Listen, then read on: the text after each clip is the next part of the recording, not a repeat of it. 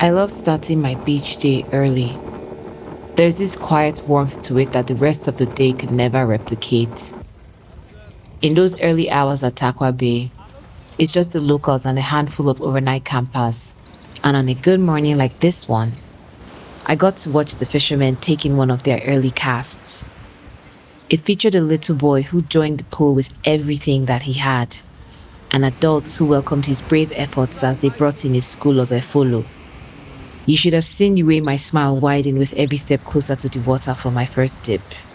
She had a rich blue and green hue on. She was clear and warm, and I was instantly grounded and present. There's something about being in the ocean with the sun on my skin that always fills me with an overwhelming sense of gratitude.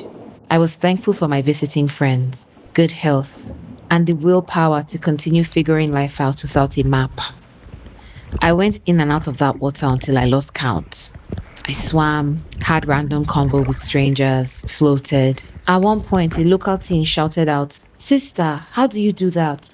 with the most earnest voice and eyes full of curiosity. So I took a while to show him how. It felt just like that swimming scene from the movie Moonlight. I'll never forget the moment his body finally unstiffened while resting on my palms, the smile on his face, and the high five he gave me after his first successful attempt. Between dips, I shopped with Sheon, snacked on homemade treats, and took in the view with lovely conversations until Osas rolled in with grilled fish, sweet potatoes, and plantains for lunch. No notes. Finally feeling refreshed and full, I set off for a walk, joined by Sheon and Izzy, who I just met during my last swim. The roads were paved with the most beautiful views and welcoming residents.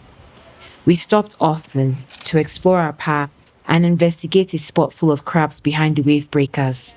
With how unforgiving the sun was that afternoon, it felt like a hidden oasis in the middle of a desert. The whistling pine above us wore one of my favorite shades of green. The low tide gave us a chance to cool off and get a closer look at the crab made feeding pellets. We even had a little photo shoot for the memories. The roar of the Atlantic and a realm of pied kingfishers flying away welcomed us to the end of our trail. It was just us on the shoreline as far as I could see, and for a moment, we fell into silence to soak it all in.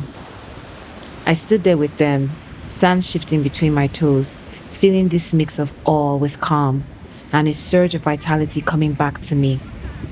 With our bodies dripping with sweat and hearts full of joy, we ran full speed ahead towards the ocean to claim our reward with one final dip. What a day!